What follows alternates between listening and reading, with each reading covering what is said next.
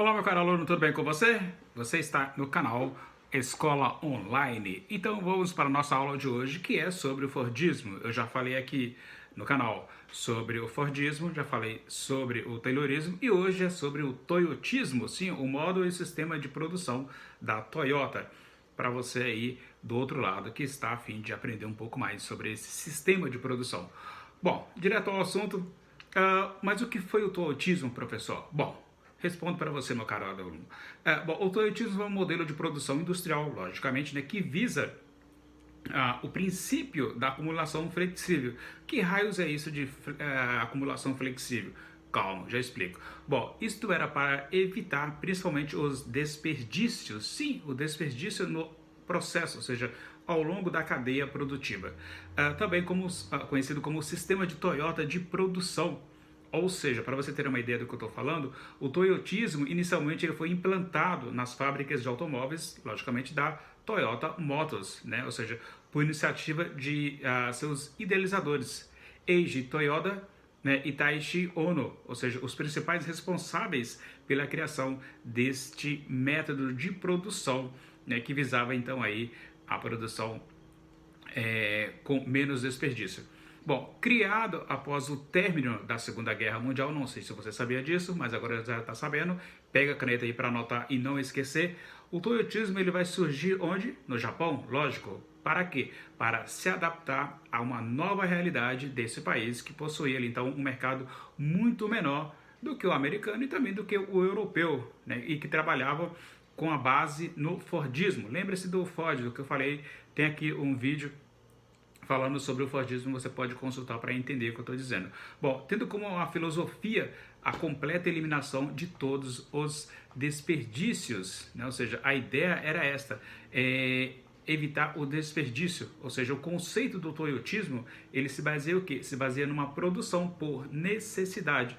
O que quer dizer isso, necessidade? Ou seja, produz determinado produto de acordo com a demanda do mercado. Se o mercado está exigindo que produzimos, sei lá, um carro, as picapes da Toyota, então produz-se picapes e assim sucessivamente. Então eles trabalham de acordo com aquilo que o mercado está solicitando. Para você ter uma ideia, o toyotismo ele vai se popularizar e se espalhar, né, por várias regiões do mundo, né, na década de 1970. Isto vai fazer o quê? Vai impulsionar, né, o surgimento do chamado neoliberalismo quando, né, o sistema capitalista começava a buscar novas formas de produção. Eis que então surge o toyotismo para sugar o teu sangue, o teu suor. Mas sigamos. Bom, quando o toyotismo é abordado em concursos, basicamente, no toyotismo ele pode integrar as provas de sociologia ou de história. É por isso que eu estou aqui hoje falando para vocês um pouco de sociologia, um pouco de história, para você entender sobre as características do toyotismo. E quais são essas características, professor, do toyotismo? Anota aí para você não esquecer, beleza? Então vamos lá então. As características do toyotismo, ele vai ganhar força, né, graças à necessidade das ideias neoliberais que estavam surgindo no mundo. Outra característica, sistema flexível de mecanização, ou seja, não há desperdício ou muitos produtos armazenados em estoque. Nada de estoque. Precisou, vai lá e compra do sujeito que vende aquela peça e você monta o carro. Funcionários qualificados e também multifuncionais, ou seja, não apenas em uma única função, multifuncionais para todas as funções, ou seja, era o treinamento para atuar em várias etapas diferentes do processo de produção. Aquele sujeito que ficava lá no período do Ford, da linha Fordista, do modo de produção Fordista, né, apenas colocando o pneu para que o outro viesse e apertasse a porca, esse cara já não existe mais. Ou seja, ele foi eliminado com o sistema toyotismo, tá? Porque você tem que saber fazer várias funções ao mesmo tempo. Não conhecer apenas da sua função, mas conhecer todo o processo da cadeia de produção e assim evitar, né, o desperdício, né, segundo o toyotismo. Uma outra questão das características do toyotismo, para você não esquecer, olha eu confundindo aqui Fordismo com toyotismo, a utilização do controle visual para acompanhar e controlar todas as etapas de produção, o método Kanban. Já ouviu falar o método do Kanban? Depois busca aí para você entender um pouquinho mais aí no Deus Google, ele vai te dar mais informações a respeito do que era o método Kanban, que evitava então assim qualquer erro na produção, segundo o toyotismo. Outra questão da característica, qualidade total, né, de todas as etapas do processo de produção deviam passar por um rigoroso sistema de controle de qualidade. Bom, essa questão tem que ser qualquer produto, né, tem que ter a qualidade total. Né? Acho que não somente no toyotismo, mas em toda a produção industrial é necessário que se tenha um produto de qualidade. Você não vai querer comprar uma televisão que vai pifar daqui a 2 meses, ou um carro que vai deixar de andar daqui a 1 ano, né? Ou uma bicicleta que de repente não tem uma estrutura adequada para aguentar o seu peso, e assim por diante. Então, né, o processo, opa, meu olho coçando, de produção no controle de qualidade. Uma outra palavra muito conhecida do toyotismo, just in time. O que é isso, just in time? Era um sistema que auxilia a diminuição dos desperdícios. Pois o quê? Pois os produtos, como eu disse anteriormente, eles são produzidos no tempo necessário e com a quantidade necessária para atender o mercado. Ou seja, vamos produzir aquilo que for solicitado. Não vamos produzir mais do que foi solicitado. Se pediram 1.000 carros, por que nós vamos construir 1.100? Não, vamos construir 1.000 carros. Just in time. Sistema que vai auxiliar a diminuição dos desperdícios. Né? Uma outra questão, implantação de pesquisas, né, de mercado para adaptar aos produtos ou os produtos às exigências, né, do público consumidor.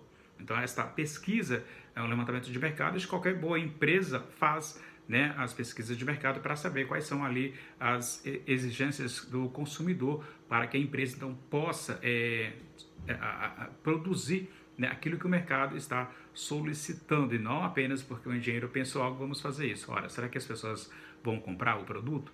Então é necessário que tenha esta pesquisa ou esta pesquisa de mercado, tá bom? Vantagens e desvantagens do toyotismo. Hoje está difícil. As vantagens do toyotismo. Primeiro eu vou elencar uma vantagem e uma desvantagem para você entender. Uma vantagem, menos mão de obra necessária em função do avanço da tecnologia. Desvantagens, diminuição dos postos de trabalho e o aumento do desemprego. Quem sai perdendo aí é o trabalhador que está e que vai ficar desempregado com o avanço da tecnologia. Vantagens, produção adequada à demanda, evitando assim o desperdício. Bom para o empreendedor, bom para o fabricante, bom para o capitalista. Desvantagens, nem sempre há produtos estocados, ou seja, se o toyotismo ele não estoca e quando vir os pedidos, sei lá, milhares de pedidos, você não tem peças o suficiente ali estocadas para poder produzir o que foi pedido. Vantagens, mão de obra qualificada, produtos com qualidade superior. Desvantagens, demora na produção, o que pode fazer com que o produto demore a chegar ao consumidor. E aí então ele vai buscar uma outra forma de comprar o produto. Bom, eu falei sobre o Fordismo, Taylorismo e hoje estou falando sobre o Toyotismo e também existe o Volvismo. O Toyotismo, o Fordismo, o Taylorismo e o Volvismo são 4 formas, né, de produção industrial utilizadas no capitalismo. Ou seja, o Taylorismo é uma forma de produção industrial que vai utilizar as técnicas, né, para você entender a mão de obra, maximizando ali o potencial de cada trabalhador. Isso é muito interessante, segundo Taylor. Né, o Taylorismo e o Fordismo, eles trabalham com o que, Oswaldo? Trabalham com a produção em massa, diferente do Toyotismo, que opta por uma produção diversificada em pequenos lotes, apenas 500 carros. Ford e o Taylor pensavam em você produzir 20.000 carros, se possível, por dia. Olha só a diferença de um e do outro, perfeito? O Toyotismo, ele consiste no modo de produção aqui industrial que vai que contrapõe, né, aquilo que Taylor falou e também aquilo que Ford, né, idealizou em muitos aspectos para você entender, sendo o principal dele a questão da flexibilização da produção que pensava, né, ambos, o Taylor e o Fordismo, e com o Toyotismo que vai fazer essa flexibilização da produção. Já o Volvismo, né, que por sua vez não é tão como diria assim, propagado em relação ao toyotismo, ao taylorismo e ao fordismo. Tá? O volvismo, por sua vez, é uma forma de produção que consiste em um alto grau de informatização e automatização, ou seja, menos mão de obra ali, ou seja, números de desempregados cada vez maior no pensamento do volvismo. Uma outra questão, uma grande diferença entre os modelos toyotista e volvista, né, e os modelos fordista e taylorista está no que na responsabilidade e no treinamento de mão de obra. Ou seja, os funcionários destas duas que eu falei agora, né, trabalham sobre os métodos toyotista e volvista, né, ou seja, está a par de todas as etapas do processo de produção. A pessoa não fica somente em uma única função, ou seja, ela conhece todo o processo de produção, porque ela poderá ser utilizada em uma determinada área. Para isso, ela precisa conhecer, né? Já os funcionários do modelo fordista e sobre o modelo taylorista ficavam limitados, né, apenas a uma função única e exclusiva, tendo que desempenhar aquele trabalho repetitivo. Vide novamente o filme Tempos Modernos de Charlie Chaplin, que faz uma crítica a esse sistema, faz uma crítica ao sistema capitalista.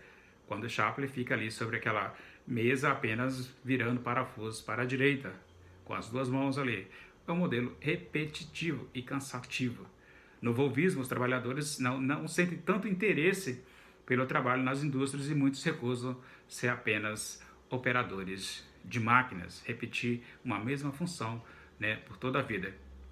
E no modelo volvista, para você entender o que eu quero dizer, a atuação dos funcionários, né, nas decisões de montagem, no modelo de fábrica, ela, segundo consta, é uma pessoa ativa, né, são eles que definem, por exemplo, né, o ritmo das máquinas, e isso faz com que tenha ali um nível de comprometimento bastante mais elevado com a empresa, ou seja, mais exploração. Quanto mais ele está envolvido no processo, mais ele vai trabalhar. Ele acha que ele está definindo as coisas, participando do projeto da empresa, ok, mas no fundo, ele vai produzir muito mais com esse nível de comprometimento. Uma vez que ele está comprometido com a empresa, ele vai produzir e não vai questionar, não vai pensar em fazer greve, não vai pensar em reivindicar, né, um melhor aumento salarial, porque dá a ideia de que ele, né, é uma peça fundamental dentro da produção, e para o sistema capitalista. No que diz respeito às qualificações do sistema fordista, não há necessidade de contratar profissionais qualificados, ou seja, eles vão sendo treinados, e mesmo porque vão fazer uma única função, né, ou seja, repetir, até ficar apto naquela função. Por outro lado, a mão de obra extremamente qualificada já é uma condição essencial para os sistemas toyotista e volvista na produção dos seus automóveis. Eu falei no vídeo de hoje, na nossa aula de História e também Sociologia, sobre o toyotismo, também características do Fordismo, do Taylorismo e também do Volvismo. Espero que você tenha gostado da aula de hoje sobre o toyotismo. Se você gostou, deixa o like, inscreva-se no canal e compartilhe aí com os seus amigos que estão aí no ensino médio e assim por diante. É isso. Lembre-se que no canal tem um vídeo sobre o Fordismo e também sobre o Taylorismo. É isso. Tchau, fico por aqui.